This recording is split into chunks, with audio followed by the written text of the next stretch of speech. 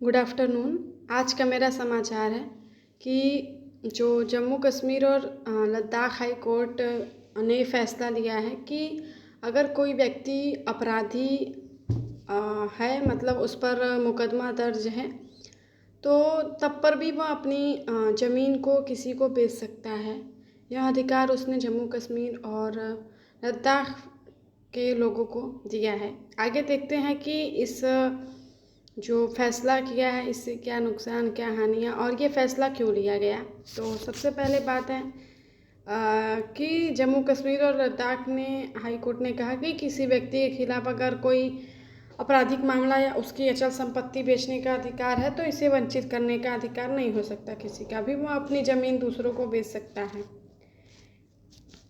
तो इसके मुख्य बिंदु हैं वही, जैसा कि हमने आपको बताया कि अगर किसी व्यक्ति पे केवल एफआईआर दर्ज है और वह दोषी साबित नहीं हुआ है, अगर दोषी साबित नहीं हुआ है और किसी ने एफआईआर दर्ज किया है, कोई केस है उस पर, तब पर भी वह अपनी ज़मीन किसी को चाहे तो बेच सकता है, क्योंकि हाई कोर्ट ने यह फैसला किया है कि जो ज़मीन है और जो एफआईआर दर्ज हुआ है उस दोनों बातों में आपस में कोई संबंध नहीं है।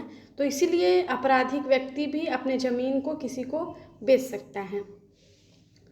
तो अब जानते हैं कि यह मामला क्यों सामने आया, ये सरकार हाई कोर्ट ने ये फैसला क्यों लिया। तो एक याचिकाकर्ता यानी जो नोटिस दिए हैं वो हैं अरुण देव सिंह।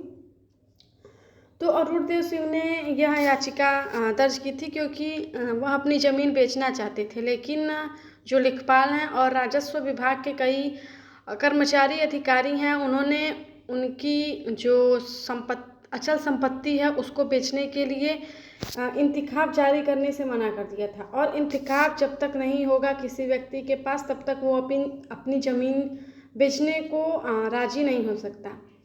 तो जब उन्होंने ज़मीन के लिए इंतखाब जारी नहीं किया और मना कर दिया, तो ये अरुण देव सिंह ने याचिका दर्ज की और हाई कोर्ट तक गए। लेकिन वहाँ पे पता चला कि जो राजस्व अधिकारी हैं उन्होंने बताया कि ये जो अरुण देव सिंह हैं उन पर कई एफआईआर दर्ज हैं, इसीलिए उनके लिए इंतखाब बनाना ज़रूरी नहीं समझा और वह अपनी ज़मीन भी नहीं बेच सकते हैं।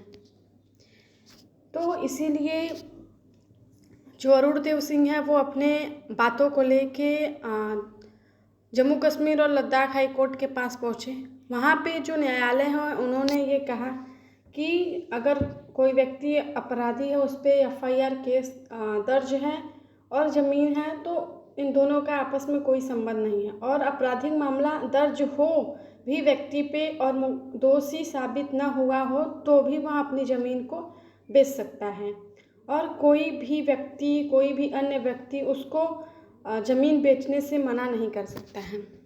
साथ ही साथ उन्होंने याचिका, जो हाई कोर्ट है, उन्होंने याचिका को स्वीकार कर लिया और ये कहा कि इंतखाब 7 दिनों के अंदर तक जारी किया जाए ताकि जो अरुण देव सिंह है वो अपने ज़मीन को जिसको चाहे उसको बेच सकते हैं। और साथ ही साथ अब हम जानते हैं कि जो सरकार ने यह फैसला लिया है उससे कुछ लाभ और नुकसान भी हो सकते हैं हमारे समाज और कानून व्यवस्था को। तो जानते हैं कि सबसे पहले कि क्या क्या लाभ हो सकते हैं। तो जो सबसे पहला लाभ है वह यह है कि कानूनी अधिकारों की रक्षा होगी, क्योंकि जब तक वह व्यक्ति दोषी साबित नहीं हो सकता तब तक कोई भी व्यक्ति किसी भी व्यक्ति को दे सकती है अपनी ज़मीन। दूसरी है आर्थिक स्वतंत्रता, मतलब कि वह अपनी ज़मीन को आर्थिक रूप से स्वतंत्र है बेचने के लिए, अपनी अचल संपत्ति को बेचने के लिए, जब तक वह दोषी साबित न हुआ हो। तीसरा है कि अधिकारों का दुरुपयोग नहीं होगा। इसका मतलब है कि कोई भी अगर ये अधिकार किसी भी व्यक्ति को मिल गया तो ये इसका दुरुपयोग नहीं कर सकता है। और प्रशासनिक पारदर्शिता बढ़ेगी। इसका मतलब यह है कि अगर सरकार ने उन लोगों के खिलाफ, खासकर अरुण देव के खिलाफ जो फैसला लिया है वह अहम भूमिका निभाती है, क्योंकि और लोगों को भी इससे होगा कि जो सरकार है उनके लिए बहुत ही सोच रही है, बहुत ही अच्छा काम कर रही है। तो इसके लिए प्रशासनिक पारदर्शिता भी बढ़ेगी लोगों की नज़रों में।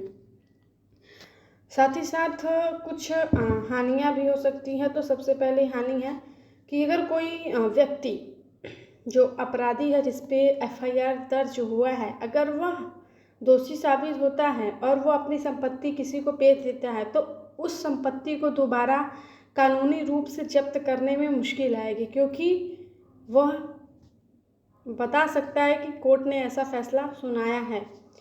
दूसरा है कि पीड़ितों को मुआवजा नहीं मिलेगा, क्योंकि हम जानते हैं कई प्रकार के ऐसे लोग हैं जो कि बहुत पीड़ित हैं, वो कुछ उनको मुआवजा नहीं मिलता है। कोई किसी की ज़मीन धोखे से भेज देते हैं, तो इससे उनको मुआवजा नहीं मिल सकता। तीसरा है कि ये जो साबित अपराधियों को भी रास्ता मिल सकता है, मतलब कि जो अपराधी साबित हो चुके हैं, जो दोषी हो चुके हैं, जिस पे मुकदमा दर्ज है, वो भी अपनी ज़मीन को अवैध तरीके से बेच सकता है और यह कह सकता है कि कोर्ट ने ऐसा फैसला किया, तो इससे कानूनी रूप से कोई कार्रवाई उस पर नहीं हो सकती, जो कि धोखाधड़ी का रूप ले सकती है। और लास्ट है कि प्रभावी जांच में बाधा नहीं आ सकती, क्योंकि अब हाई कोर्ट बहुत ही जस्टिस के मामले में बहुत ही बड़ी एक संविधान है। तो अगर वो उसने ऐसा निर्णय ले लिया है, तो इस पे जो छोटे मतलब नीचे रूप के प्रशासन हैं, वह क्या इस पे अधिक अच्छे तरीके से जांच नहीं कर सकते। तो इससे कई प्रकार की हानियां भी हैं। तो हम जानते हैं कि ये जो सरकार ने पूर्ण रूप से कह दिया है कि आप अपने ज़मीन को बेच सकते हैं अपराधी होने के नाते, तो जानते हैं कि ये जो ज़मीन बेचने के अलावा भी कोई बीच का रास्ता निकल सकता है क्या? हाँ, तो रास्ता है, यह है कि कोर्ट की अनुमति से ज़मीन की बिक्री।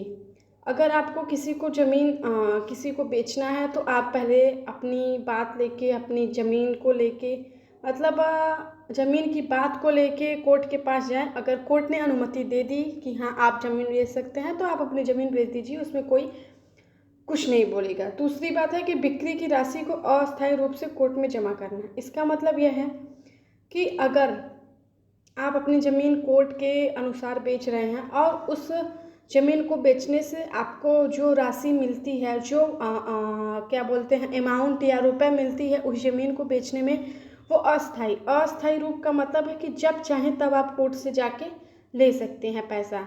तो तब तक वहाँ, और जब ज़रूरत हो तब जाके पैसा ले लीजिए, और जब तक ज़रूरत ना हो तब तक वो पैसा कोर्ट के पास ही रहने दीजिए। और तीसरा है कि जमानत के रूप में ज़मीन को सुरक्षित रखना। और इससे क्या होगा कि जब कोर्ट के पास आपकी सारी लिस्ट रहेगी, पूरी बात रहेगी कि आपने उससे ज़मीन लेके बेचा है, कैसे बेचा है, उसकी राशि रहेगी, तो ये एक वहाँ पे एक बोल सकते हैं कि वहाँ पे एक प्रूफ हो जाएगा कि आपने अपने ज़मीन को कभी भी किसी से धोखाधड़ी नहीं हो पाएगी और कोर्ट के पास आपकी ज़मीन सुरक्षित रहेगी।